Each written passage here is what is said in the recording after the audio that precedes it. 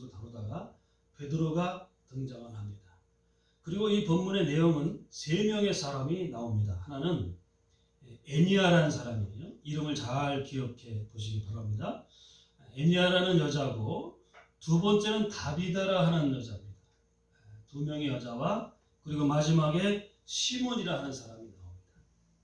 상황을 좀 보면은요, 이 애니아는 8년 동안 중풍병을 앉아서 일어나지도 못하고 누워서 생활해야 하는 아주 절박한 여자예요. 8년. 8년 동안을 중풍병을 앓았어요. 아마 뇌졸중이나 뇌출혈 이런 여러 가지 두 가지 중에 하나가 뇌에 이상을 일으켜서 불치액병, 중풍병은 지금은 어느 정도 회복하지만 지금도 사실은 불치병이나 마찬가지죠. 그런데 과거에는 그냥 걸리면 뇌가 어떤 손상을 입으면 바로 누워서 생활해야 되는데 그 누워서 생활한 지가 8년 된 여자예요. 8년. 이 두 번째 여자는 다비다라는 여자인데 이 여자는 죽었어요. 며칠이 됐는지 모르지만 죽어서 다락방에다가 얹혀놓은 거야. 죽은 사람을 과연 어떻게 할까? 다락방에 더군다나 얹혀놨어요. 세 번째 사람은 시몬인데 이 사람은 피장이에요. 피장. 피장은 뭐냐면 구두가죽, 그러니까 이제 가죽을 수선하는 그런 직업을 가진 사람이에요. 남자인 모양이에요. 시몬이 남자 이름이니까 세 사람이 등장한다고 그랬죠. 하나는 애니아라는 여자입니다. 두 번째는 다비다라는 여자입니다. 그리고 세 번째는 시몬이라는 여자. 이 세 사람이 각각이 베드로와 아주 밀접한 관련이 있어요.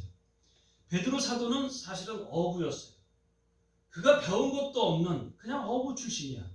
그런데 예수님을 만나고 변화되었습니다. 예수님 믿기 전에는 그냥 혈기 많고 다혈질적인 사람이었는데 예수님 만나고 예수님의 제자가 됐는데 그 중에서도 수석 제자예요. 예수님 만나고 또 예수님을 부활하신 예수님을 만나기 전까지는 어떤 면에서 정치적인 예수님, 저 예수님이 대통령이 되면 자기는 국무총리 하나 정도는 되겠지 의시되면서 칼도 옆에 차고 저 12명의 제자들 가운데 아마 나이가 제일 많은지 어떤 그 리더격인 역할을 하고 있는 그런 존재였습니다. 그런데 예수님 돌아가시기 전에 예수님을 네가 나를 사랑하느냐? 그러니까 베드로가 여러 번 이제 주님을 사랑합니다. 그런데 그렇게 고백을 했던 베드로가 궁극적으로 예수님이 십자가에 달려 돌아가시니까 어떤 생각이 들었느냐? 왜 이렇게 예수님이 허망하게 돌아가셨지? 아니 그냥 천군천사나 그 능력을 보았는데 그런 사람들을 그런 분들을 데려다가 한 번에 싹하니 로마군들을 무찔렀으면 좋았는데 허무하게 십자가에서 피를 흘리시고 고통 속에 돌아가시는 모습을 보니까 야 이게 아닌가 보다. 저분을 내가 따른 게 잘못 따랐나 보다. 후회하는 마음도 있었을 거예요. 그러니까 예수님을 너 저 사람 알지? 너 같이 있었지? 그러니까 나는 저 사람 몰라요. 저 예수님 누군지 몰라요. 그것도 한 번이 아니라 세 번씩이나 부인하잖아요. 극히 인간적인 모습입니다. 자신에게 이득이 없는 그런 상황에서 올인을 안 하는 거예요. 우리 사람들이 다 그렇잖아요. 어떤 사안을 따지다 보니 야 나한테 이게 무슨 이득이 올까? 그 이해관계를 따져서 사람들은 거기에다가 투자도 하고 사람을 믿기도 하고 신뢰합니다. 베드로는 똑같은 심리예요. 주님의 마음은 그게 아니었거든요. 주님은 그저 무에서 유를 창조하는 그 어부로다가 우리가 세속말로 말하면 무지랭이라고 그러잖아요. 그 무지랭이를 다 불러다가 그를 3년 동안 같이 동고동락하고 한솥밥. 그래서 우리는 한솥밥을 먹는다는 식구라고 그러잖아요. 식구. 같은 식구가 됐어요. 그럼에도 불구하고 그 제자들의 생각은 달랐다는 거예요. 각각의 다 뜻이 생각이 달랐다는 거예요. 심지어 베드로마저도 너무 인간적이에요. 이때까지 변화되지 않은 베드로야. 그러니까 예수님을 돌아가신 허망한 모습을 보고 나는 저 사람 모릅니다 하고 영원히 떠날 것 같은 그런 상황이었어요. 그런데 그럼에도 불구하고 베드로는 다시 예수님을 만납니다. 그것도 그냥 만나고 싶어서 만나는 게 예수님 찾아다니잖아요. 갈릴리 호수까지 가가지고 베드로와 제자들이 그냥 야 이제 우리는 다시 그동안 예수님이 이스라엘 왕이 되시면은 우리도 한 자리 먹겠지 하는 기대를 가지고 있는데 이거 아무것도 없거든. 그러니까 다 어떻게 고향으로 뿔뿔이 흩어졌어요. 베드로도 그냥 고기를 잡으러 다 바닷가 갔어요. 갈릴리에서 야 다시 우리 옛날처럼 고기나 잡아먹고 살아야지. 괜히 예수님 따라다녔다 하는 후에 때문에 그 갈릴리 호수에서 고기를 잡고 있는데 예수님이 거기 나타나셔가지고 밤새 고기를 잡아왔어요. 그런데 거기에 잡혀요? 안 잡히죠. 그런데 주변에 예수님이 그 예수님만이 아는 거죠. 제자들이 그냥 고기를 잡지 못하고 그냥 땀만 흘리고 이제 새벽 내기 되니까 그때까지 고기를 잡아도 아무리 그물을 쳐도 잡히나. 그런데 예수님이 제자들에게 멀리 서서 야 너희들 배 오른편에 그물 한번 던져봐. 근데 그 목소리를 들었더니 베드로나 다른 사람들 많이 듣던 목소리인데 그러면서 오른편에 그냥 무심코 던져봤습니다. 그물이 찢어질 정도로 오는 거예요. 그때서야 그들이 눈치를 챈 거죠. 예수님이시구나. 선생님이시구나. 그때부터 그들이 그 예수님을 주변으로 보여드렸으면 아니 예수님 돌아가실 때는 무슨 일입니까? 내가 말한 대로 사흘 만에 내가 부활하였다 하고 제자들과 다시 한번 이제 40일 동안 있습니다. 그때 사실은 베드로가 변화를 한 거예요. 그냥 무식쟁이였던 그 베드로가 예수님을 다시 만나는 순간 인생이 바뀌었습니다. 가치관이 바뀌고 목적도 바뀌고 삶의 모든 태도가 다 바뀌었어요. 그전에는 뭐였어요? 명예와 물질과 이런 것들을 따라다녔던 베드로였어요. 그러나 예수님을 본격적으로 부활하신 예수를 만나는 건 다음에는 바뀐 거예요. 제자가 된 거예요. 그때서야 비로소 제자가 됐습니다. 그래서 32절에 그 얘기예요. 때에 베드로가 사방으로 두루 행하다가 베드로가 이제 전도하러 다니는 겁니다. 아니 베드로가 고기 잡으러 다녀야지. 그런데 고기 잡는 일은 때려치고 이제는 전도하러 다니는 거예요. 사방으로 32절에 두루 행하다가 룻다라는 곳으로 갑니다. 룻다. 룻다는 어디냐면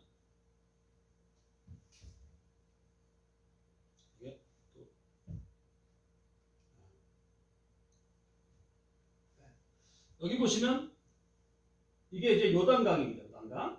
그리고 여기 예루살렘이 여기예요. 예루살렘 여기인데 룻다는 예루살렘에서 조금 가다가 바닷가 가기 전이에요. 중간쯤에 룻다라는 곳이에요. 이 지역을 왜 자꾸 얘기하느냐면 베드로는 예루살렘, 유대를 떠나지 않으려고 그래요. 유대를 떠나지 않으려고. 왜냐하면 이제 뒷부분에 그 얘기가 조금 언급이 됩니다만은 베드로는 이방인들에 대해 극도로 베드로만이 아니라 다 나머지 12제자는 어떤 면에서 이방에 대해서 극도로 안 좋은 감정을 가지고 있거든요. 그러니까 사울이 여기 등장하는 거예요. 그러니까 예수님께서도 베드로를 어떻게 하면 설득을 할까 하는 그런 고심이 아주 많으셨을 거예요. 야, 복음을 너희들한테 너희들 가서 이제 저 이방에 가서 전하라. 그런데 실제 여기도 다 예루살렘, 이스라엘 근간이 이스라엘이거든요. 룻다가 여기고 요바가 여기고 사론이 여기입니다. 오늘 나오는 지명이 사론과 요바가 나와요. 그 다음에 룻다도 나오고 세 군데 지명이 나옵니다. 자, 거기에서 보면은 이 룻다라는 곳에 가까운 곳에 전도를 하러 갑니다. 어쨌든 간에 거기에 교인들이 있었습니다. 왜냐면 룻다에 사는 성도들에게 내려갔다고 그랬어요. 그러니까 전도받은 사람들이 룻다에서 베드로를 좀 오길 청한 거예요. 그러니까 멀지도 않잖아요. 예루살렘에서 사실 큰 거리도 아닙니다. 그런데 거기에서 누구를 만나냐 하면은 애니아라는 여자를 만납니다. 근데 그 여자가 중풍병을 걸렸던 여자예요. 누운 지 8년이야. 중풍병이라는 것은요, 몸을 못 움직이잖아요. 이래가지고 반신불수가 됐던 온몸을 못 쓰던 아마 여기서는 누운 지 8년 됐다니까 걷지를 못하는 사람인 것 같아. 몸이 굳었어요. 양쪽 손이 다 굳고 다리도 굳고 그러니까 누워서 8년을 지내야 돼. 누군가의 도움을 받지 않으면 움직일 수도 없고 밥을 먹을 수도 없고 일어날 수도 없고 앉을 수도 없는 그런 상황이 8년 동안이나 된 사람. 얼마나 이 여자의 개인적인 상황은 처참하고 힘듭니까? 8년을 갖다가 누워야 되고 8년을 갖다가 다른 사람의 손을 수건을 들어야 되는 그런 아주 절박한 사람이에요. 그런데 거기에 8년 된 이 애니아라는 사람한테 가서 애니아야 부릅니다. 그리고 나서 뭐라 그럽니까? 예수 그리스도께서 너를 낫게 하시니 예수 그리스도께서 너를 낫게 하시니 일어나 네 자리를 정돈하라. 여기도 의미가 있는 거예요. 자, 일어나 걸어라. 이러면 끝났잖아. 일어나 걸어가라. 그럼 끝나잖아요. 그런데 이 애니아에게 베드로가 했던 이야기는 일어나 네 자리를 정돈하라는 말을 합니다. 왜 이 말을 했을까? 아까 말씀드렸듯이 8년 동안 이 애니아라는 사람은 누워서 지내야 돼요. 다른 사람의 도움으로만 지내야 됩니다. 하다못해 자리를 깔아야 되잖아요. 밑에 그냥 맨바닥에 딱딱한 돌바닥이나 흙바닥에다가, 아니면 그때는 세면이 없었으니까 뭐 진흙으로 이렇게 개가지고 뭘 딱딱하게 놨겠죠. 그런 방바닥에 누워있는 그 애니아에게 할 수 있는 일은 아무것도 없는 거예요. 자기 이불도 못 깨는 거야. 다른 사람의 손의 도움으로 위해서만 개야 되는 상황이에요. 다른 사람의 손에 의해서만 먹여. 얼마나 주변 사람들, 그 가족들은 고통이 얼마나 심했겠습니까? 그것을 이제 베드로가 보고, 야, 애니아야, 이제 네가 8년 동안 도움을 받았으니까 네 자리를 스스로 정돈을 하라. 네 자리를 정돈하라, 그거예요. 네가 침상도 개고 네가 누웠던 그 자리를 정리도 하고 그렇게 해라. 일어나 걸어라라고 하는 게 아니라 이 애니아의 심정 속에서는 그랬을 겁니다. 내가 이렇게 누워서 8년 동안 신세만 졌으니까 나도 뭔가를 갚고 싶었을 때, 갚아야 되지 않느냐 하는 그런 간절한 심정이 있어요. 그것을 베드로가 캐치를 하고는, 애니아야, 이제는 일어나서 내 자리를 잘 정돈해라. 그러니까 이 말씀은 애니아를 사랑하는 마음이 극진했던 그 베드로가 예수님의 언어를 빌립니다. 예수 그리스도께서 너를 낫게 하셨다. 이 주체는요, 베드로가 이제 3년 동안 예수님을 따라다녔을 동안은 뭐였습니까? 주체가 자기야. 내가 예수님 뭐가 되면 자기가 한 자리 하겠지. 이런 생각이었습니다. 그런데 그 주체가 바뀐 거예요. 이제는 부활하신 예수님을 만나고 난 다음에 가치관이 뭐냐면, 야, 나는 아무것도 아니구나. 비로소 바뀐 겁니다. 예수님만이, 우리 기독교 복음이 예수님이 주가 되어야 되는데 많이 바뀌었어요. 지금은 기독교회가 철학적 종교로 바뀌었습니다. 이념적, 사상적 종교로 바뀌었어요. 기독교는 사실은 살아계신 예수님의 종교예요. 십자가의 종교입니다. 십자가가 부정이 되면은 모든 게 다 부정이 되는 거예요. 그런데 요즘은 교회에 오면은 저 십자가는 부정이 되고 축복만 강조합니다. 어떤 경건한 의식만 강조합니다. 자기가 뭔가 선행을 베풀고 자기가 뭔가 해야 되고 뭐를 해라 이런 외부적인 것만 많이 강조합니다. 저는 우리 교회에서는 저는 그렇게 말하잖아요. 저는 천국에 대한 소망이 있어야 된다. 그거 뭡니까? 하늘나라에 대한 소망이 있어야 돼요. 하늘 아버지, 이제 우리 생애는 사실은 뭐 10년, 20년까지 살면 참 감사하겠습니다만은 30년 살면 이제 끝났어요. 옛날에는 80살까지 살기지, 90살까지 살지 여기 있는데 이제 다가왔거든. 이제 어디 가야 돼? 하늘나라 가야 돼요. 하늘나라 가려면 어떻게 돼? 믿음으로 가는 거예요. 예수님이 중시가 돼야 돼요. 행위로 세상에서 막 뭔가를 막 정치적으로 하고 큰 교회에서 큰일하고 이 일이 아니에요. 예수님이 중심이 되었을 때 하늘나라의 백성, 이 삶에서 이제 떠나야 됩니다. 이 세상에 미련을 가지고 자꾸 있다 보면은요, 안 좋은 모습은 하늘나라의 소망을 자꾸 가져요. 우리 권사님도 그렇고 집사님도 그렇고 하나님 나라를 자꾸 사모하세요. 그게 우리 할 일이야. 그 교회 수십억의 인구가 믿는 이 기독교가 살아있는 것은 뭐냐? 하나님의 나라가 있기 때문에 그런 거예요. 근데 이 세상 사람들은 이 세상을 지금 너무 좋아해요. 특히 한국이 너무나도 경제적인 부흥과 발전을 일으켰습니다. 제가 항상 말씀드리잖아요. 좋은 아파트에, 좋은 차에, 좋은 음식에, 맛있는 음식, 비싼 음식에 먹고 사는데 천국보다 이거보다 더 좋은 데가 없어요. 이 세상은 지금 현재로서는. 따뜻한 겨울에도 저 에어컨에 이제 따뜻한 바람까지 나와요. 그리고 여름에는 시원한 에어컨이 불어옵니다. 그런 집에서 바닥 따뜻하고 막 반팔 차림. 이젠 세상이 너무나도 바뀐 거야. 오히려 여기가 천국 같은 거예요. 그러니까 어떻게 돼요? 진짜 천국에 대한 소명을 잃어간다는 거예요. 그런데 우리는 나이가 들어서 점차 약해집니다. 무릎도 다치고 허리도 아프고, 점차 눈도 안 보이고 귀도 잘 듣지도 않고, 몸이 점점 이제 어디 하나님 나라 가는 거예요. 사실은 죽는다는 건 뭐예요? 죽음 세상 끝이 아니야. 그래서 우리는 뭐예요? 하나님 나라를 소망하고 살아야 된다.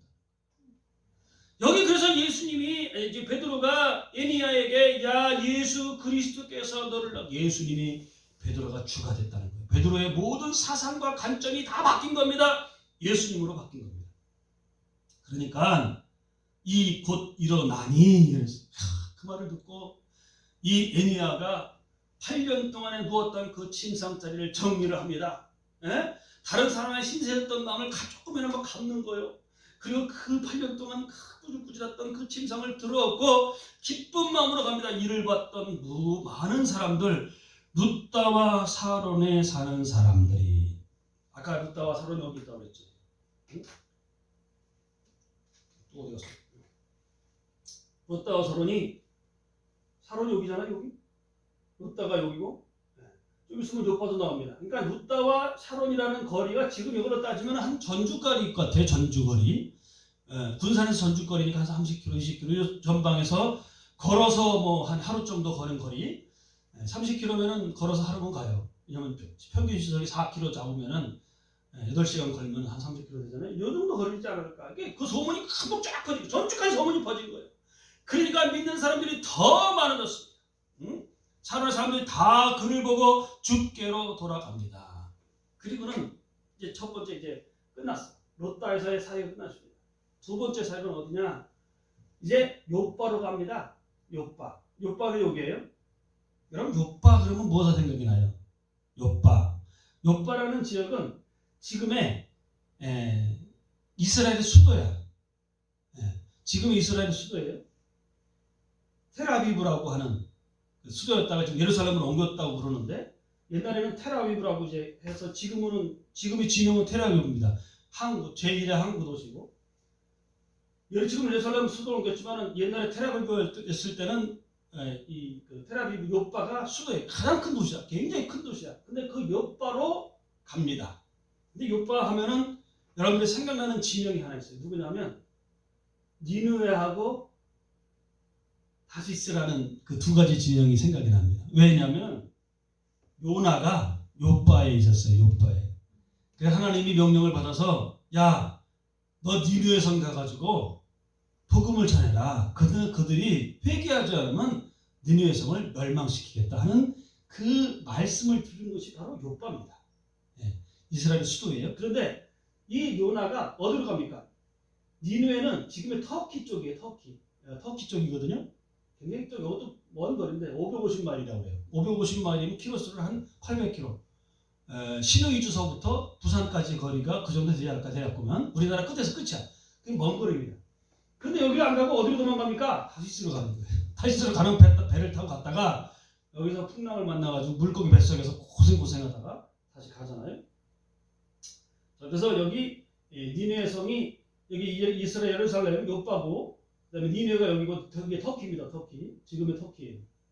그래서 이렇게 이제 옛날에 이 예루살렘이 어디고 그다음에 요르단과 그다음에 지금의 터키 쪽이에요.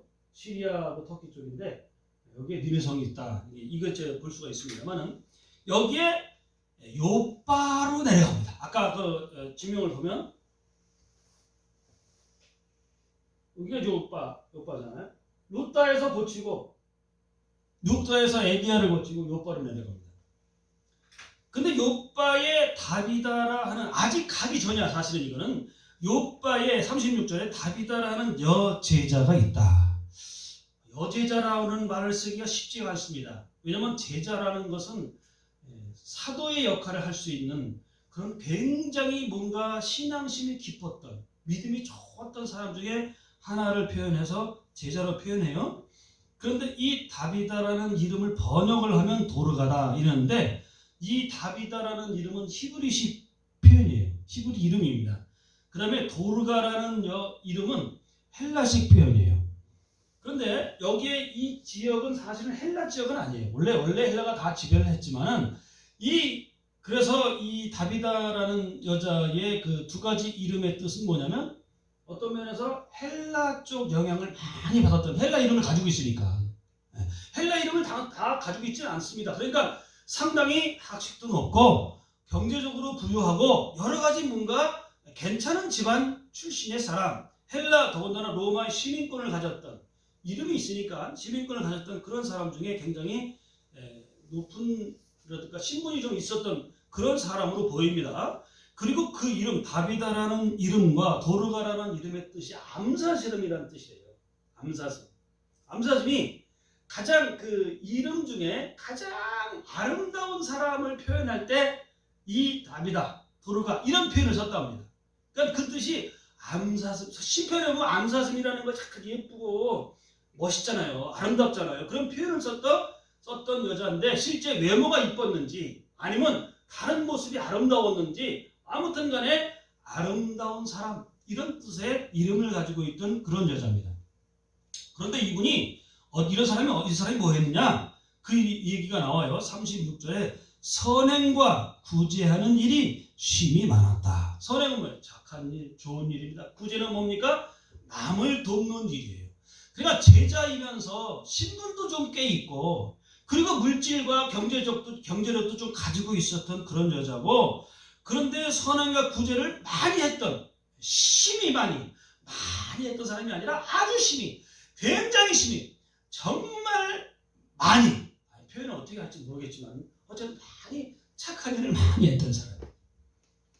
착한 일을 여러분들도 많이 좀 하시기 바랍니다. 그래야지 성경에 이름이 나오는 것처럼 이 사람도 성경에서 보면 선행과 구제하는 일이 많이 들었어요.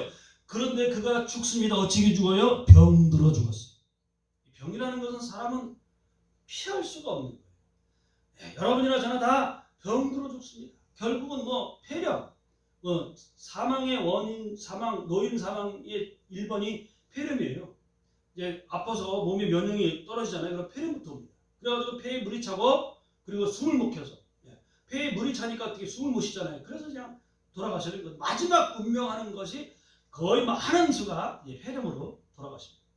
그래서 밥도 못 먹죠. 그러니까 몸은 마르죠. 그리고 배에서 복수는 차죠. 물은 차죠. 그리고 숨을 못 쉬죠. 그러다가 이제 결국은 어느 시점이 되면은 숨을 못 쉬어 죽는 거예요. 피가 말라서 죽는 게 아니라 숨을 못 쉬어 죽는 거예요. 폐렴으로. 숨을 손에서 공급이 안 되잖아요. 그러니까 뇌가 죽고 결국 다 돌아가시게 되는데 어쨌든 간에 병이라는 것은 피할 수가 없는 거예요. 근데 병들어 죽습니다. 그런데 그 사람들이 어떻게 했느냐 하면은 37절 후반절을 보면 시체를 씻어 다락에 뉘웁니다. 아니 죽었으면 어떻게 해야 돼요? 장사 지내야 되잖아요. 예수님 장사 지낼 때 어떻게 돼요? 무덤 들어가서 돌문으로 막아요. 주로 아마 굴 속에다가 장사를 지냈어요. 지금 요르단이라든가 성교 순례를 가는 사람들 얘기를 보면은 또 TV를 보면은 그 굴에다가 사람 시체 넣고 돌로 막아요. 그러니까 그런 것들이 아마 우리나라처럼 땅을 파고 놓는 게 아니라 아마 그랬던 모양 같아요. 그러니까 그 시체 장사를 지내는 게 아니라 시체를 씻어서 다락에 뉘었다. 여기 또 다른 의미 있는 거예요. 아니 다락에 왜 뉘어? 다락은 약간 2층적 그 개념이잖아요. 근데 이 다락 우리나라처럼 조그만 우리나라는 지붕 밑에 있는 그런 방이 아니라 굉장히 다락을 통째로 쓰는 거실 같은 그런 큰 곳이에요. 작은 어떤 우리나라의 개념에서 다르게 아니라 밑에는 여러 가지 살림 도구들이 있잖아요. 살림돌, 밥 먹는 장소, 식당 이런 데 자는데 근데 이 다락방 위에 2층에는 상당히 넓은 거실과 같은 그런 것이 아니었을까 그렇게 생각이 됩니다만은 아무튼 간에 왜냐하면 이 다락이라는 표현이 사도시대 때 와서 새롭게 등장했던 모임의 장소예요. 그래서 마가의 다락방에 모여서 300인에 모여서 사람들이 찬양하고 기도하고 거기에 성령이 역사돼서 120문도가 나와서 모여서 찬양을 하는 그런 모습들이다. 그러니까 그 한 120명, 한 300명 들어가는 그런 귀한 큰 자리도 우리가 볼 수 있는 겁니다.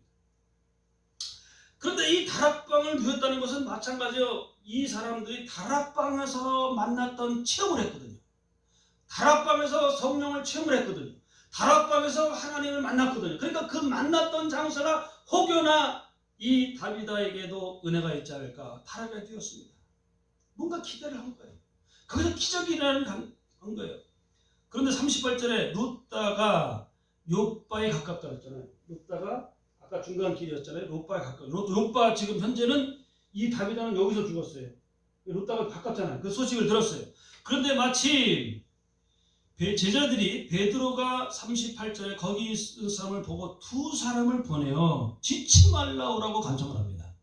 베드로가 이제 아까 여기 룻다에 있으니까 욥바에 있는 그 죽었던 다비다 그쪽에서 제자들이 또 있었던 모양을 미리 먼저 갔던가 여기서 엘리야에게 기적을 베풀었던 그 베드로에게 청한 거예요. 사도님, 베드로님, 우리 지금 빨리 욥바로 좀 와보세요. 그러니까 여기서 두 사람을 보냈다고 그랬잖아요. 두 사람을 보내서 지치말로 올라가 간청하니 39절이에요. 베드로가 일어나 저희와 함께 가서 이름에 저희가 데리고 다락에 올라가니, 다락에 올라갔어요. 모든 과부가 베드로의 곁에 서서 울며 도르가가 저희와 함께 있을 때, 도르가가 아까 다비다란 이름의 헬라식 이름이라고 했잖아요. 로마식 이름이에요. 로마식 이름. 그 도르가가 저희와 함께 있을 때에 지은 속옷과 겉옷을 다 내어보입니다. 그러니까 거기에 과부들입니다. 과부들은 세상에서 소외받았던 사람들이에요. 힘든 사람들입니다.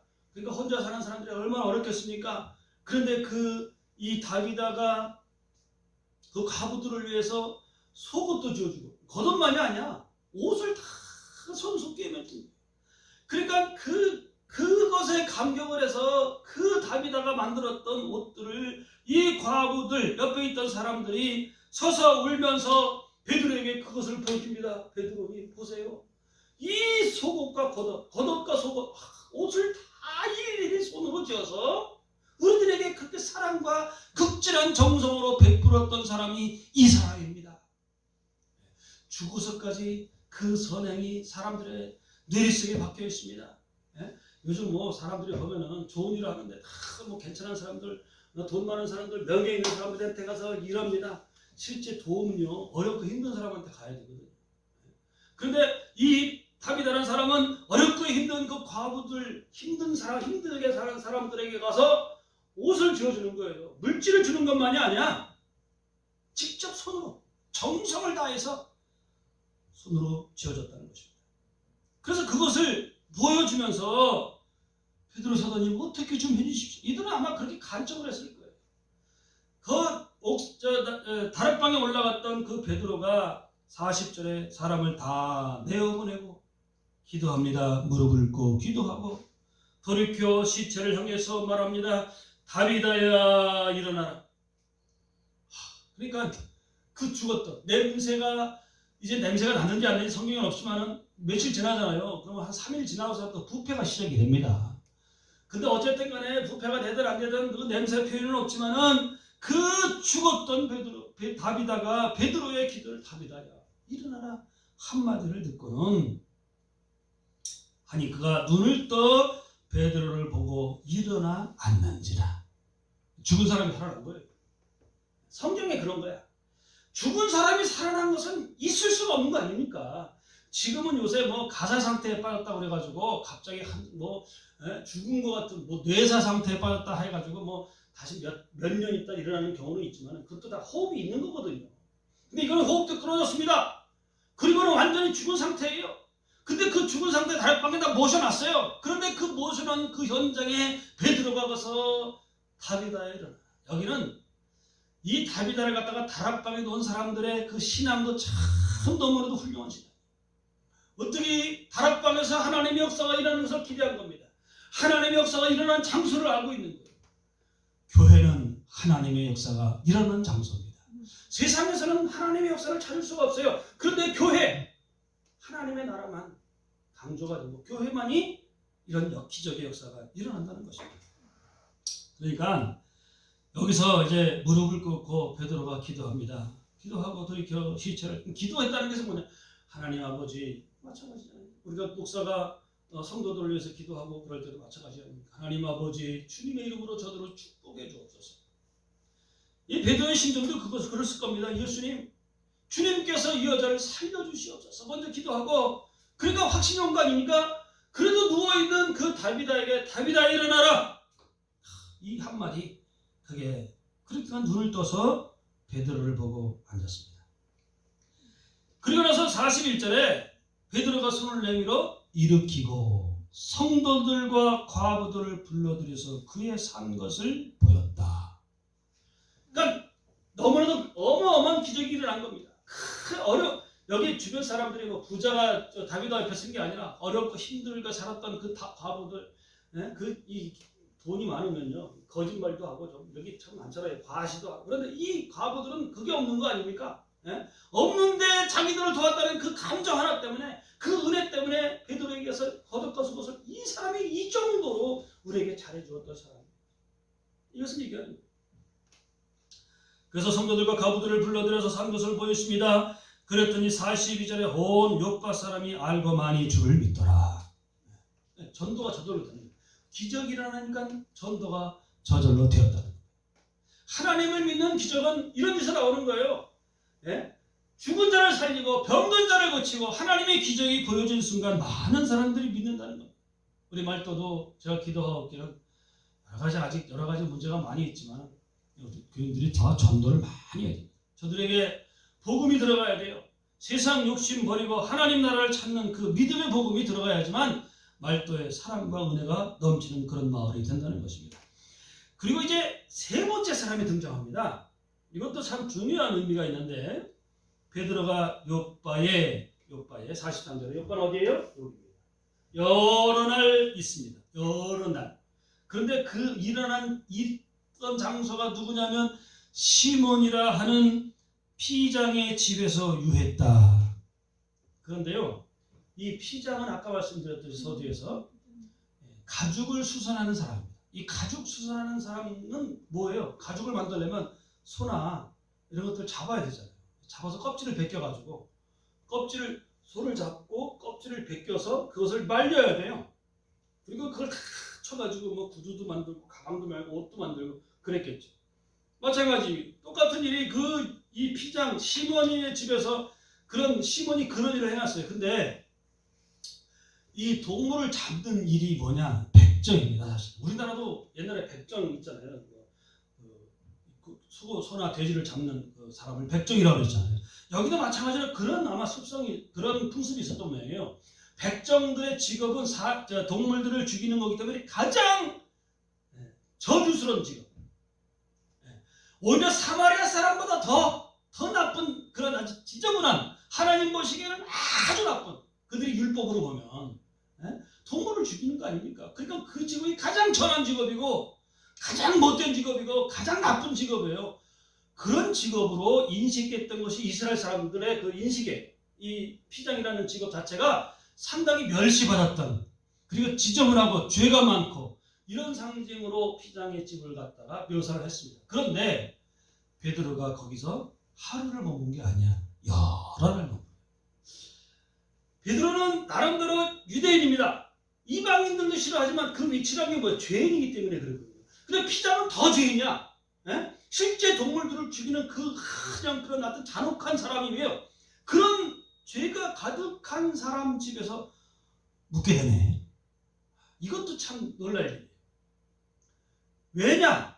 나중에 베드로가 그 인식을 바꿔주는 계기를 통해서 이 피장이 베드로가 사람을 고쳤어요. 더비다도 고쳤습니다. 또 에니아도 고쳤습니다. 그런데 그랬으면 어떻게 되겠어요? 많은 사람들이 좋은 집에다가 우리 집 오세요. 우리 집에서 여기서 좀 대접받고 가잖아요. 목사들 뭐 세상에서 요새 뭐 좋은 거 뭐 먹고 마시고 하고 뭐 3만 원짜리 5만 원짜리 식사 그냥 기본으로 사야 되고 목사님을 대접한다 생각해가지고 그렇게 생각하는 건 똑같은 거 아닙니까?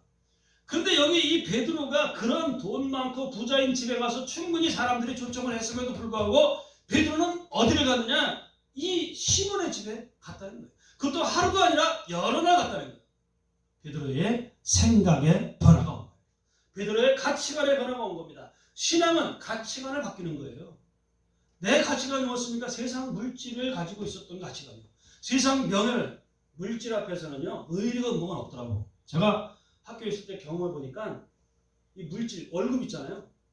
월급이 뭐냐면 학교를 그만두냐 아니면 의리를 배반하느냐. 의리 다 배반해. 100명 다. 학교를 그만두면 자기가 짱이잖아. 그러니까 아무리 의리 가지고 혀를 피를 가지고 나눴던 맹사름 같은 직원과 교수였을 때는 뭐 세상을 다 줄 것 같고 세상을 다 내줄 것 같은 그런 의리심을 발휘합니다. 그런데 막상 그런 위기의식이 오잖아요. 인사 문제라든가 여러 가지 문제가 됐지만 싹 바뀝니다. 180도 바뀌어요. 180도니까 완전히 바뀌는 거 아닙니까? 그게 뭐예요? 물질. 결국은 학교를 그만두냐 안 그만두냐는 물질이 아닙니까? 돈이 문제가 되는 거거든요. 명예 아닙니까? 교수에게 잘리는 거죠. 그러니까 어떻게 돼요? 모든 신념은 다 버려져요. 거기서는 의리고 나버리면 아무것도 없는 거예요. 그냥 오직 생존만 남아있는 거예요. 이런 상황입니다. 그것이 세상 명예라고 하는 것이 그런 거 아닙니까? 물질. 근데 베드로는 그 가치관이 바뀌었어. 세상에 그 좋은 거 다 버리고 하나님 나라를 찾는 것이 우선된 거예요. 예? 그러니까 그 피장의 집에서도 가는 거예요. 거기서도 하나님 앞에 편안한 마음이 얻어지는 겁니다. 물질이 중요한 게 아니더라는 겁니다. 가치관이 바뀐다는 것은 그런 의미입니다. 우리가 세상으로 목표했던 그런 것들이 바뀌는 거예요. 이제는 하나님 나라가 더 중요합니다. 세상에서 가지고 있던 이런 여러 가지 물질과 명예관 이게 중요한 게 아니라 하나님 나라 가는 게 더 중요하다 하는 가치관으로 바뀌는 거예요. 베드로가 바뀌었어요. 그러니까 피장의 집에 서슴없이 들어가서 하루도 아니고 며칠 동안 피냄새 가득합니다. 여기가 지저분하게 이럴 줄 말할 데가 없어요. 막 내장도 다 파내야 되죠. 예? 껍질 벗겨가지고 말려야 되죠. 그 냄새가 오죽 났겠어요. 그런데 거기서 베드로가 머물렀다는 것은 대단한 일입니다.